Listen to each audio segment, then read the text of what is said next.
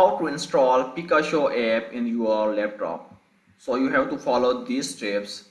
So first of all, launch any web browser on your laptop such as Google Chrome or Firefox. In the browser search bar, type Pikashow APK download and search it. From the search results, open an interested website and just select your Pikashow APK file.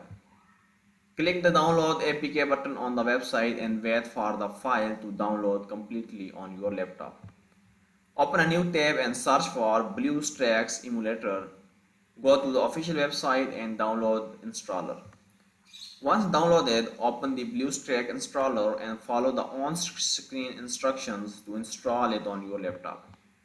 Once installed, open BlueStack on your laptop and wait for it to fully load. Inside BlueStacks, click on the setting icon and enable install from unknown sources. Go back to your laptop downloads folder and find the Pikashow APK file that you have downloaded earlier. Simply drag and drop the Pikashow APK file into the BlueStack window to begin the installation. A prompt will appear inside BlueStack. Tap install and wait a few seconds for the installation to complete.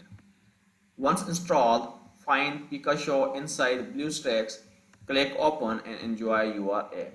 Thank you for watching.